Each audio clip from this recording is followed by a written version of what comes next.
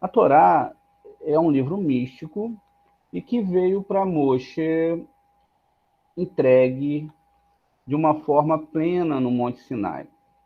Então, quando ela é entregue no Monte Sinai, ela é completa, ela de uma forma completa, ela é entregue para Moshe, tendo todas as ligações que tinham que ter. E, infelizmente, o Erev Rav, o povo que estava misturado entre as 600 mil almas de Israel, eles acabaram fazendo idolatria, que foi a idolatria do bezerro de ouro. Essa idolatria do bezerro de ouro, ela fez com que a Torá perdesse todas aquelas conexões que ela tinha anteriormente. Quando a Torá está falando que ela foi construída 2000 anos antes da entrega dela, é porque já existia uma história que era da própria Torá e ela circulava no meio das pessoas após a chegada de Abraham. O nome Abraham, ele traz uma conotação especial, pois é exatamente o número de leis positivas, que são 248, que tem a ver com uma questão muito mais da alma do que a questão do corpo em si. Então, eram esses 248 mandamentos positivos que se distribuíam dentro da Torá e que ali começava a se acertar essa questão. Só que quando a gente pega o nome de Abraham e todos esses personagens, na verdade, eles são o próprio Eterno. São níveis da divindade. Esses níveis da divindade, eles vão atuar sobre os planetas. E também eles irão atuar sobre as nossas vidas e as nossas sefirotes internas. Essas sefirotes, como nós vimos várias vezes durante a nossa aula, elas são pontos essenciais dentro do ser humano e dentro também da espiritualidade. Como elas contam a partir do 1, vão até o 10, a gente vai entender que o Eterno não faz parte dessas 10 sefirotes, mas que existem alguns nomes que fazem parte dessa sefirote. Então, o que acontece? Com isso, com essa quebra da Torá, com essa forma de se entender o Eterno teve que misturar tudo dentro da Torá. Então, a Torá ela se tornou uma sopa de letras, e essa sopa de letras ela está dentro da Torá, disponível para todo aquele, como diz Daniel, que é sábio para que possa encontrar. Tudo que tem dentro da Torá existe no mundo espiritual, mas também existe na forma da investigação da mente do ser humano em relação à espiritualidade e à divindade em si. Então, avançar na espiritualidade é quando você entende também intelectualmente, haja vista que a própria mente é o que te liga à espiritualidade, é o ponto de partida. No momento você tinha um entendimento do que era a Torá, a maioria das pessoas tinha uma palavra traduzida, e depois ela começa a avançar nos níveis de entendimento, começa a entender o que são os sefirotes, o que esses níveis de sefirote representam, que elas representam planetas, mas que também estão ligados às partes íntimas do seu ser. É lógico que toda essa configuração ela vem exatamente mostrando que a Torá, como ela está desorganizada, Agora ela precisa ser organizada, o que daria um trabalho de 3.000 e poucos anos, passando por vários sábios, pelos profetas, e finalmente chegando no Ari, e posteriormente chegando em outros cabalistas, para que realmente se entendesse o que é a Torá em si. Dentro desse mecanismo, a Torá ela foi dividida dentro dos seus padrões, dos seus parâmetros, naquilo que as pessoas daquela época entendiam o que ela era, porque naquele nível de consciência que elas tinham, naquele momento, aquela era a verdade absoluta. A Torá em si, como eu estou falando para vocês, ela só está falando do mundo da divindade e do eterno. Então, todas as histórias que existem ali dentro, elas vão ser exatamente a forma da gente estar galgando esses mundos espirituais. Começando com os patriarcas, que foram até um nível, e finalmente culminando com Moshe, que chegou ao nível de Erie. Erie, achei Erie. Eu sou o que sou. Eu sou o passado, sou o presente, sou o futuro, e não há outro semelhante. Então, o Eterno chega a Moshe e Moshe traz essa configuração. Essa configuração também dos patriarcas, elas são uma configuração da evolução da alma do ser humano enquanto ele estuda a Torá. Percebemos durante alguns shiurins que nós evoluímos de Adão e Rava, porque cada ser humano, independente da sua sexualidade, ele é formado por essas duas forças, força masculina e força feminina, e que, conforme se estuda a Torá, e essa Torá ela tem uma sequência de estudos anuais, que não são sequências que foram escolhidas de forma aleatória, mas existiu um conjunto de entendimento dos sábios para colocá-la assim, porque cada uma dessas parachotes que estão distribuídas pela Torá, elas são referentes a uma época do ano onde a divindade, que não poderia se jogar sobre nós de uma forma total, ela pudesse se jogar através de pequenas gotas. Mas essas gotas que nós estamos falando, ela começam lá no final do universo, onde ainda não temos uma percepção de como tudo é, haja vista que o homem não conseguiu alcançar esses parâmetros. Existem galáxias e galáxias, e muitos sóis, muito tudo, existe uma infinidade de planetas. Atrás dessa infinidade de planetas, existe uma matéria que é chamada matéria escura. E atrás dessa matéria, que ninguém sabe definir o que é, porque ela não tem como ser estudada, ela é muito diferente de tudo que existe no universo, é que a divindade se esconde. Todo o universo em si, ele funciona exatamente de uma forma onde a própria divindade está em volta dele, sempre se mantendo oculta aquilo que todas as ciências dentro do nosso mundo, dentro daquilo que nós conhecemos como realidade. Quando você está nesse mundo, você tem uma realidade da física, científica, dos seres que vivem aqui, do vegetal, do material, enfim, totalmente diferente do próximo nível, que seria a Lua, Marte, etc. Lá existem outras realidades dentro daquilo que é o planeta em si.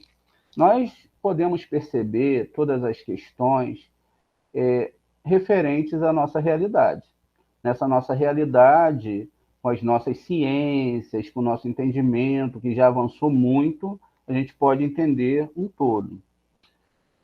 Hoje, a pessoa não precisa nem estudar a Torá para perceber que existe uma força criadora atrás de tudo e que, quando ela parte para as teorias científicas, tudo mostra que existe uma consciência divina. Essa consciência divina, que se chama de o grande cérebro do universo, ela faz com que todas as coisas funcionem de uma forma onde tudo tem uma sincronia. Quando não se conhece o que nós estamos definindo, que é a Torá, ou seja, a ligação desses astros, toda a descrição do universo e a relação da divindade com esses planetas, então as pessoas tendem a ficarem amarradas no seu masal. Todos nós nascemos com masal e somos influenciados pelos planetas e ficamos presos a esse masal porque não conhecemos a Torá, não poderíamos organizar essa sopa de letras, porque isso tinha um porquê de ser assim, e assim não tomamos o controle das nossas vidas. Ficamos à mercê do que é ditado pelos astros. Os sábios, conhecendo a Torá, como Abraham, que era um grande astrônomo, ele começa, então, a perceber que existia uma força além das forças que a maioria das pessoas imaginavam, porque as pessoas tinham a Lua, o Sol e outros planetas como deuses. Sabemos que esses planetas têm a sua influência, e sabemos também que eles são uma criação do Eterno. Apesar de serem, né, o Sol é uma estrela, e os planetas que envolvem todas as questões do nosso mundo, eles têm um porquê de estar lá. Eles estão organizados de uma forma que eles permitam a vida aqui na Terra. As ligações desses planetas, elas têm que ser consertadas através da Torá, que agora foi embaralhada através do pecado que houve do bezerro de ouro, e os sábios, então, se propuseram a reorganizar essa leitura. E quando eles começaram a reorganizar essa leitura, entender o que se estava falando dentro da Torá, eles perceberam que a Torá, na verdade, são histórias alegóricas e que falam sobre os astros e a descida da divindade nesse mundo.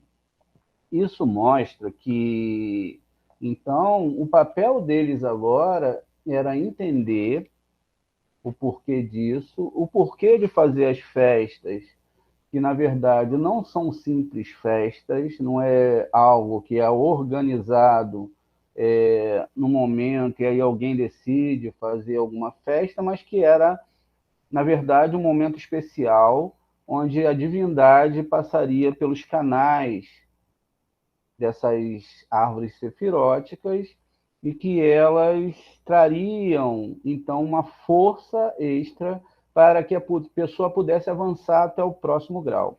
Ou seja, a gente tem a festa de Pessa e a saída a libertação do Egito. Então, até que a gente chegasse à próxima festa, a gente precisaria de um pacote de energia. E aí, nessas festas, esse pacote de energia ele é baixado.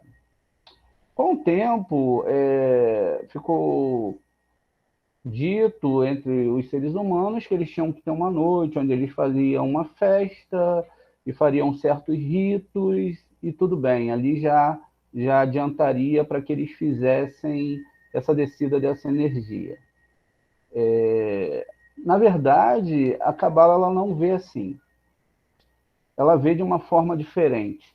Ela vê que essa energia ela só pode ser baixada através do momento que você conhece as letras certas e através dessas letras você faz uma meditação, e aí você abre o seu entendimento para receber essa energia, perdão.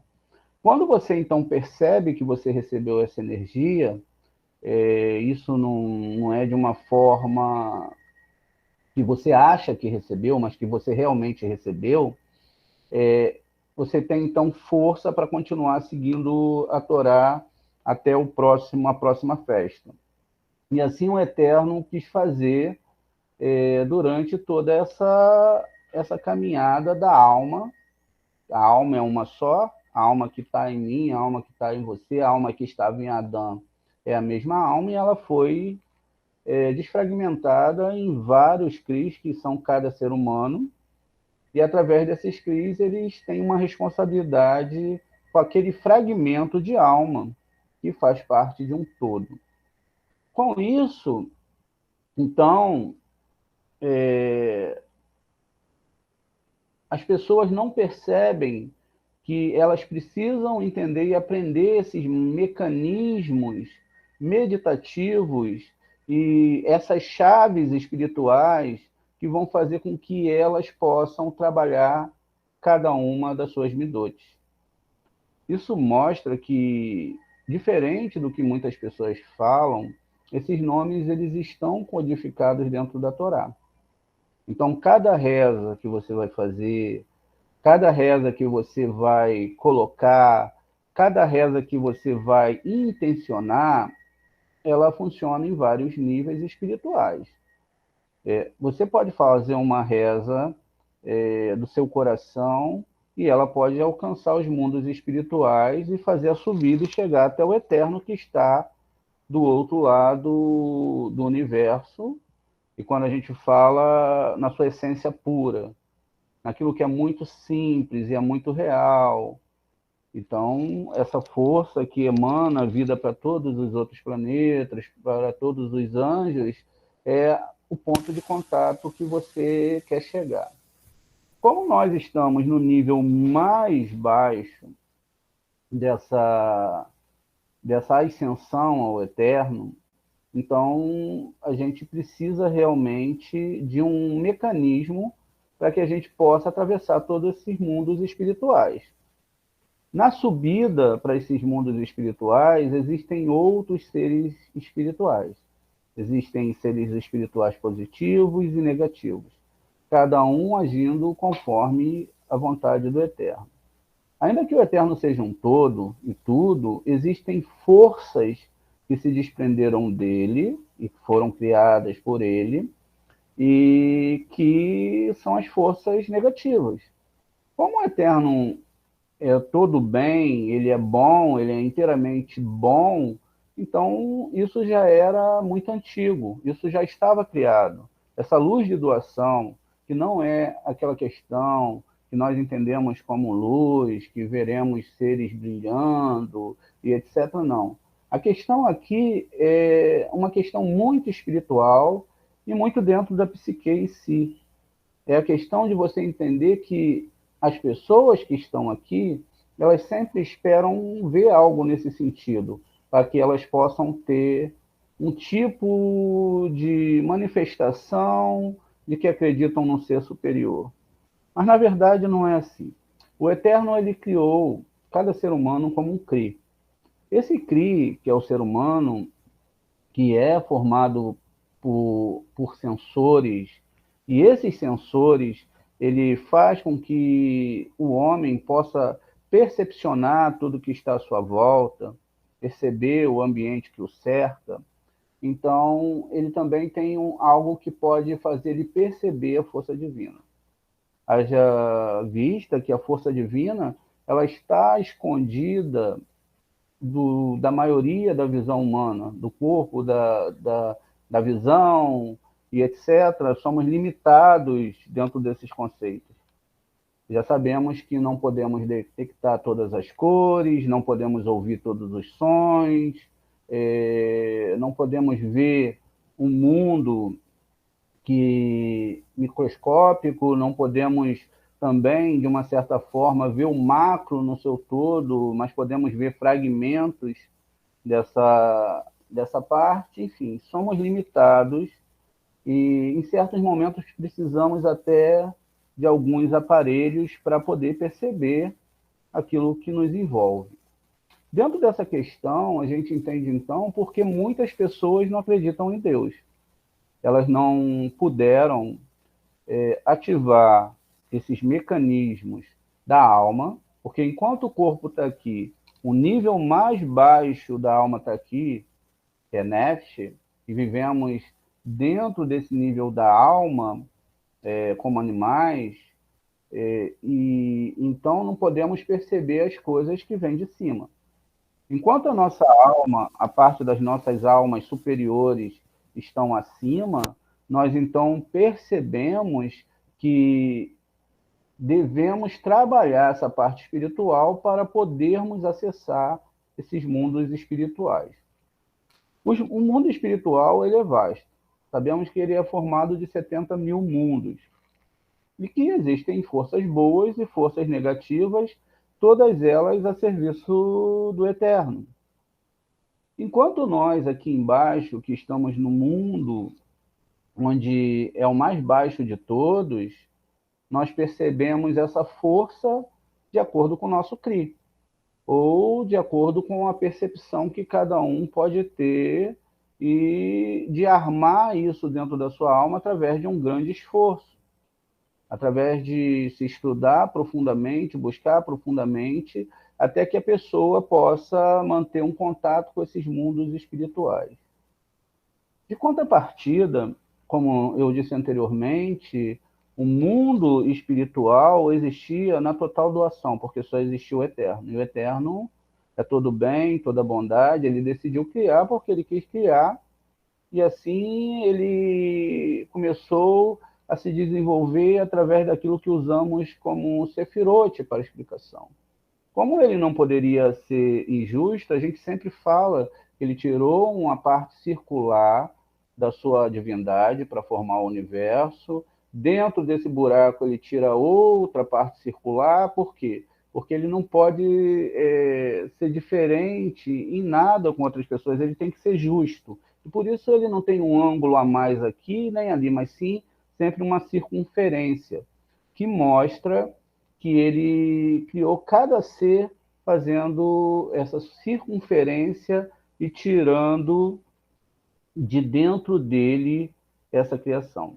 Isso, então, demonstra para nós o que é o Tsitsum, aquilo, ou seja, para que eu pudesse existir, o Eterno ele teve que se contrair e se manter preso para que eu pudesse ter existência e dentro desse buraco que ele cria, que é o universo, e dentro do universo outros buracos, por exemplo, o ponto que existe o Sol, então ele se retira, e permite que o Sol existe, ele se mantém ali mesmo alimentando o Sol, preso dentro desse Tsitsum, e cada um desses planetas no universo, por quê? Se ele sai dessa esfera que ele criou, e que nós conhecemos como a árvore sefirótica, num certo ponto, e que, na verdade, deveria ser enxergada de outra maneira, como eu vou colocar aqui, um círculo dentro de outro círculo, e assim sucessivamente vai criando uma espiral até que você possa chegar, como se você olhasse de cima do começo do universo e até chegar ao nosso mundo. Então ele vai se colocando distante, mas ao mesmo tempo junto. Aquilo que você pode perceber da realidade, da natureza e etc., todas as coisas dependem do Eterno. Tudo vem dele, tudo é para ele, tudo é dele. Com isso, cada uma dessas esferas, elas recebem algo importante, que é um pouco dessa força divina necessária para a sua existência. Assim como cada um de nós, que somos seres humanos, nos ligamos com uma parte dessa divindade, ou até mesmo as pessoas que são não crentes no eterno, são ateias, elas ainda mantêm todas essas forças em volta dela, mas elas não ativaram as forças da sua alma, as forças superiores. E com isso, elas se mantêm distante do eterno, negando todas as leis que são importantes para a sobrevivência da humanidade. Elas não percebem que se o Eterno desligasse ou se ele parasse de emanar, essas outras forças não existiriam. Não existiria o Sol, não existiria a Lua, ou simplesmente se ele parasse, segundo a Cabala e sua explicação, não existiria mais nada. Tudo voltaria ao ponto de início. Com isso, e com toda essa questão sendo falada, o Eterno ele já fez isso para o bem do ser humano. Por isso, quando ele diz lá em Isaías, eu crio o bem e eu crio o mal, na verdade, as trevas e a luz, ele está falando sobre o desejo de receber. O desejo de receber é o que o Eterno criou. Porque a vontade de doar já existia nele. Essa vontade de doar já era algo que ele definiu e era próprio dele fazer, e aí então ele vai começar a gerar essa vida, essas construções que vão vindo do final do que nós entendemos como universo, chegar à nossa realidade. Dentro dessa nossa realidade, estamos presos por toda a natureza que nos envolve. Aqui nós temos um pedaço do eterno dentro de cada ser humano, que é a alma. Vale a pena entender dentro disso que, apesar da alma ser um pedaço do eterno, ela não é o eterno, mas é uma criação do não eu. Por exemplo, o eterno ele é toda doação e nós somos uma luz, uma alma, mas que somos recepção. Na verdade, essa vontade de receber foi o que o eterno criou.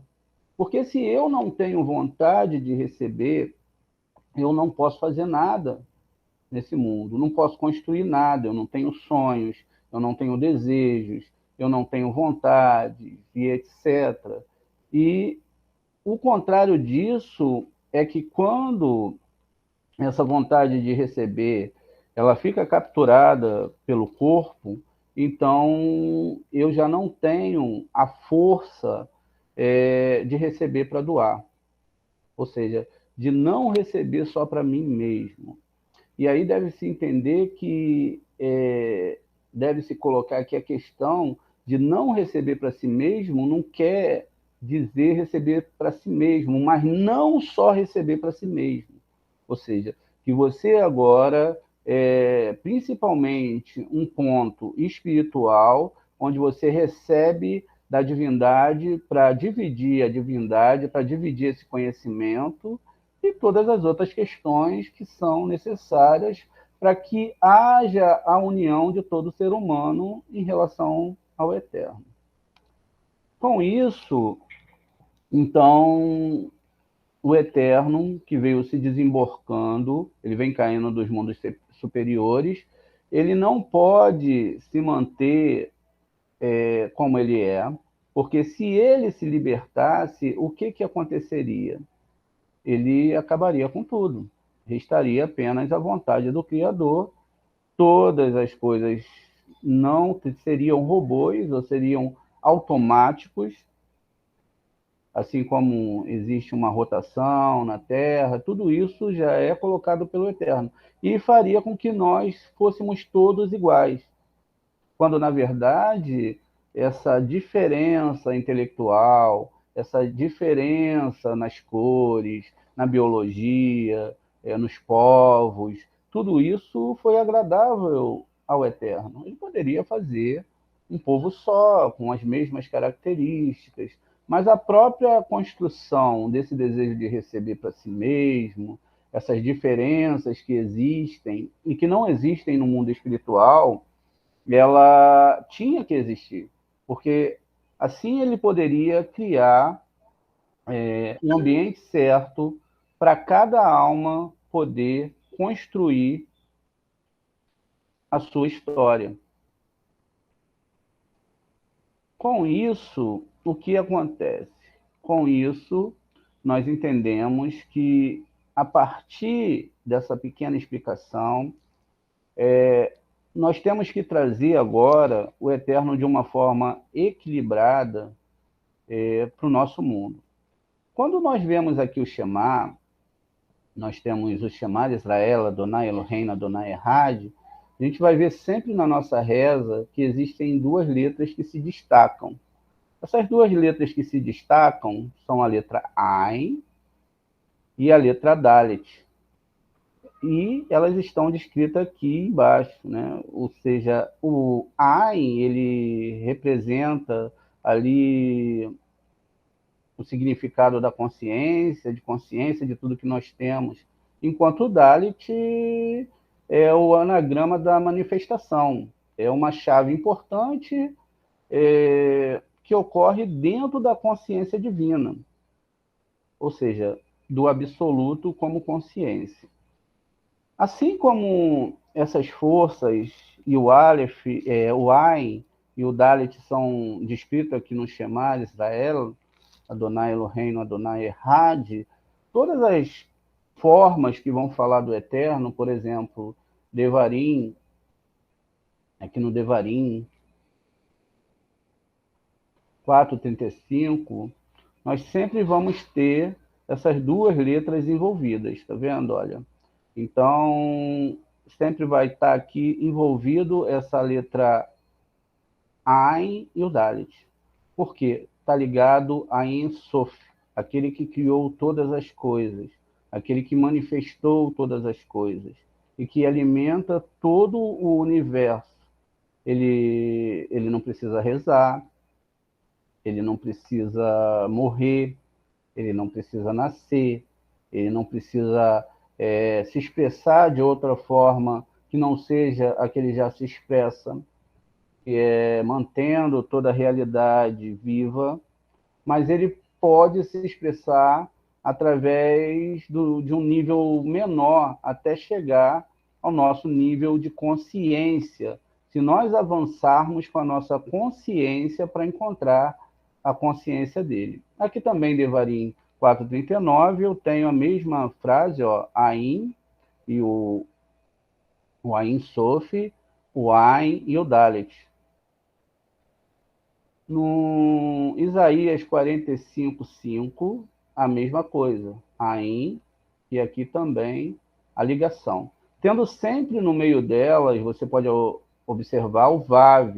O Vav são as 6 sefirotes que estão entre os mundos superiores e o nosso mundo.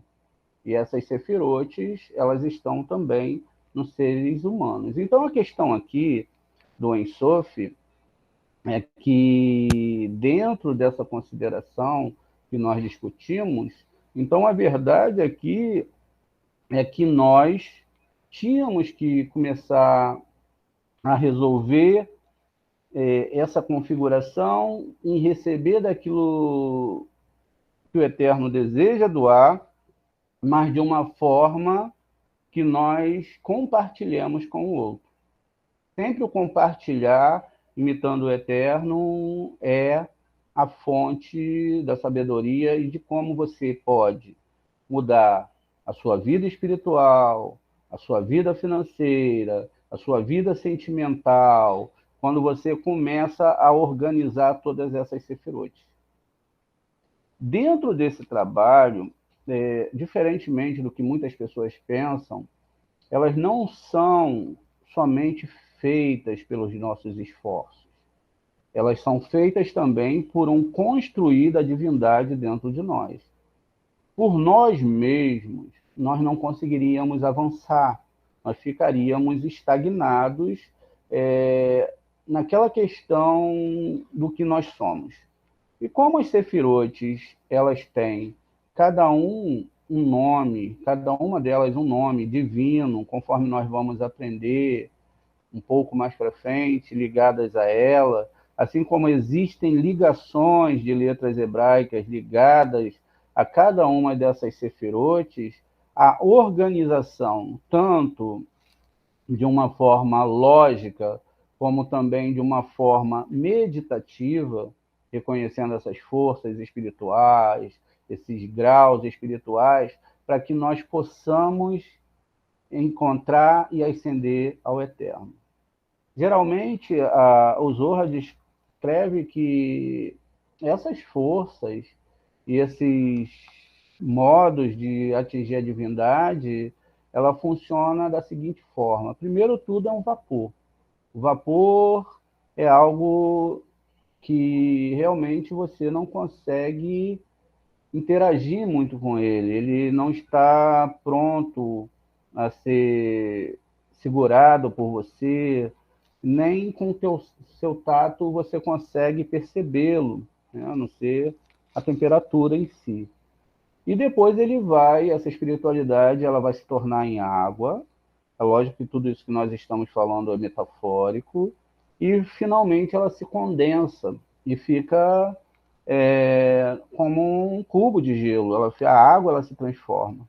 Lógico que a cada momento toda essa forma ela pode de novo ir mudando, porque nunca você vai ficar estático quanto à espiritualidade. Como eu disse, cada mundo tem um nome, e esse nome divino representa uma outra forma de expressão da espiritualidade. Cada vez que se avança mais e mais e mais, essa força ela vai se tornando diferente. Por quê? Porque quando ela vem lá de cima até chegar ao nosso mundo, ela vem se enfraquecendo. Ainda que seja a força divina, ela passou pelo Sol. O Sol é uma estrela imensa feita de fogo, e que se ela se aproxima mais, essa também é a ideia do nosso planeta, nós teríamos grandes problemas. Assim também como a Lua, se ela se aproxima, além daquilo que ela tem que ser, também criaria grandes problemas. Isso traz uma referência à divindade. Se ela se aproxima mais do que tem que ser, a pessoa então acaba criando um grande problema na vida dela. Ela pode criar um curto-circuito. E é por isso que é importante entender o que é a Torá e como é a Torá. Por isso que é importante, porque se tudo é divindade, ainda que as pessoas não percebam, ainda que as pessoas lidem só com a parte de Elohim, que é a parte da natureza, que é uma força de julgamento. A todo momento nós estamos envelhecendo, e o tempo ele acaba com o corpo, mas a alma ela pode estar se desenvolvendo. A junção, como nós vamos aprender, dessas forças, o equilíbrio, principalmente dessas emoções, dessas partes mais profundas dentro do ser humano, da psique, o lidar e o meditar dentro dessas questões é que vai fazer com que o homem ele possa, então, entender perfeitamente esse descer da divindade, e não permita que agora o corpo do planeta, que está sem a divindade, controle a vida dele. Ou seja, aquele masal que foi estabelecido, ele vai ser quebrado. E aí a pessoa, então, vai poder se desenvolver através dessas meditações. A gente tem aqui a Dan Kadmon, e a Dan Kadmon é essa força, é essa alma que tem dentro de você, que deseja receber. Apesar de ser uma parte da divindade, ela é o não eu, ou seja, ela é o eterno, e ele se desenvolvendo a cada momento como uma parte separada dele mesmo. Com isso, nós recebemos a divindade, porque nós somos um receptáculo para essa luz divina, e a partir desse momento, nós começamos a ser agora um pote de luz divina. Por quê? Equilibramos todas essas forças dentro de nós. Então, essa força agora, esse ser humano agora, que é uma luz divina e que está aqui embaixo, ele se torna aquele que irá equilibrar todas as forças angelicais. Veja, há um engano quanto à relação de um anjo com um ser humano. A Cabala fala que os anjos estão ao nosso serviço, porque é importante que nós recebamos essa luz divina e, através desse conceito de passar um para o outro, nós devolvemos para o mundo espiritual. Ele chega lá em cima como se fosse um círculo e volta. Toda vez que nós conseguimos fazer isso dentro de um ciclo de um ano, então a gente está alimentando os mundos espirituais. Quando nós pegamos a divindade e gastamos só com aquilo que é para receber para nós mesmos, aí constitui o pecado. De estarmos quebrando esse ciclo, e através de quebrar esse ciclo, o que, que acontece? A gente não mantém as coisas equilibradas. Com essas rupturas que existem, faz com que você não mantenha o motor e as engrenagens da sua vida funcionando. Então, você abre ali certos buracos, certas forças vão entrar, e ainda que elas sejam imperceptíveis, elas estão ali trazendo uma certa bagunça para a sua vida. Organizar isso tudo é muito importante. É lógico que vale trazer para vocês a informação que não existe uma varinha mágica. Não é que eu vou meditar agora no nome e automaticamente eu vou estar resolvendo meus problemas. Não. Existe o nome, que é uma chave, é uma força divina, mas a força divina também vai agir de acordo com a minha interioridade. Se eu não estou cheio da divindade, se minha alma não recebe a divindade, que se junta com a minha divindade interna, nós temos a cortina, que é o corpo. Esse corpo ele é formado ali de 7 áureas, que tem que ser rompida, para que essa alma que é divina, que está dentro de você, não possa ficar encapsulada dentro de você mesmo, e você possa, então, se encontrar com a divindade externa. E aí, quando você consegue fazer isso através dessas meditações, através desses caminhos divinos, conforme está descrito na Torá, então você consegue organizar, não segundo os seus desejos antagônicos ao eterno, de receber para si mesmo, mas agora você pode receber para também compartilhar. Não só a divindade, mas tudo que você vai receber de Hashem.